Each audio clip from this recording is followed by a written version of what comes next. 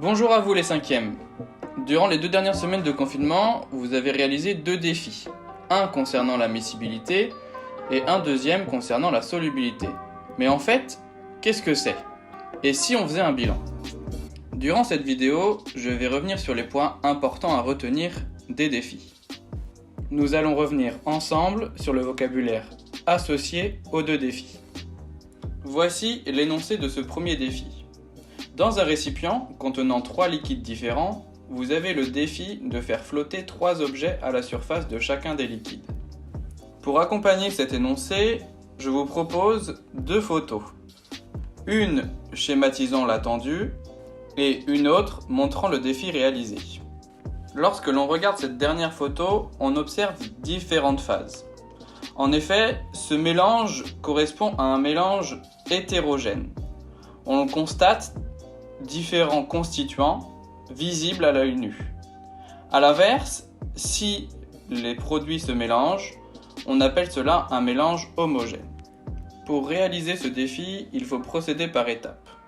La première étape concerne le test de la miscibilité. Il faut mettre 2 produits ensemble et voir s'ils se mélangent ou non. Je vous ai proposé d'utiliser du vinaigre, du sirop, de l'eau et de l'huile. C'est la miscibilité entre ces 2 derniers liquides à laquelle nous allons nous intéresser. On constate que l'eau et l'huile ne se mélangent pas. On dit que ces 2 liquides sont non miscibles. Mais pourquoi l'huile est au-dessus de l'eau? Si l'on regarde plus en profondeur la masse volumique de chacun des 2 liquides, l'eau a une masse volumique de 1000 g par litre, tandis que l'huile a une masse volumique de 900 g par litre. L'huile est donc plus léger que l'eau. Donc, l'huile se situe au-dessus de l'eau. La masse volumique permet donc de définir si le liquide est plus ou moins lourd par rapport à un autre liquide. Après avoir trouvé les 3 liquides non miscibles, on va s'intéresser à la 3e étape. Quel objet peut-on mettre? Comme dit précédemment, les différents liquides ont une masse volumique plus ou moins faible. L'huile a une masse volumique de 900 g par litre, l'eau a une masse volumique de 1000 g par litre, et enfin, on s'intéresse au sirop qui a une masse volumique de 1315 g par litre. Il faut donc choisir des objets plus ou moins lourds pour qu'ils puissent flotter à la surface d'un des liquides, comme par exemple l'huile, ou couler dans l'un des liquides. Les bouchons en liège, les bouchons en plastique ou les cure-dents sont des objets plus ou moins lourds pouvant flotter à la surface de chacun des liquides. Voici quelques exemples de photos qui m'ont été envoyées. Je vous félicite tous pour votre participation car le défi a été très bien réussi.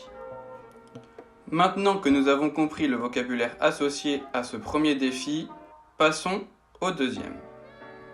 Le but de l'activité était de reproduire la boisson énergétique proposée ci-contre. Pour réaliser ce défi, nous allons procéder par étapes. Pour la première étape, nous allons nous intéresser à l'étiquette de la bouteille. En effet, si l'on regarde un peu plus en profondeur pour la quantité de 250 ml, on peut découvrir les doses de sucre et de sel équivalentes à ce volume.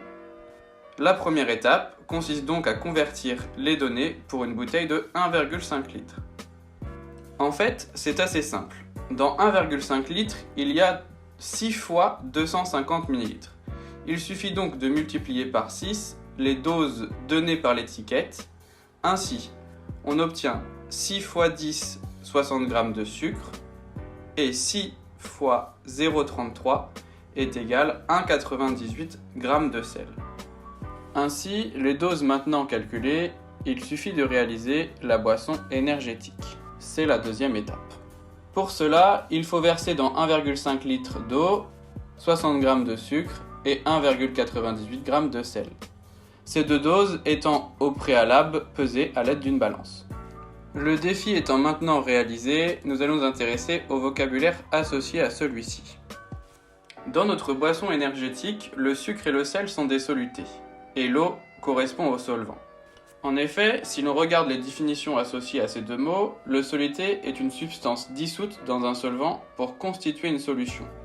Et le solvant est un liquide possédant la propriété de dissoudre certaines substances. Ainsi, on peut dire également que le sucre et le sel sont solubles dans l'eau, car cela se dit d'un solide qui peut se dissoudre dans un liquide. Pour finir, on observe que dans la boisson, le sel et le sucre ne sont plus visibles.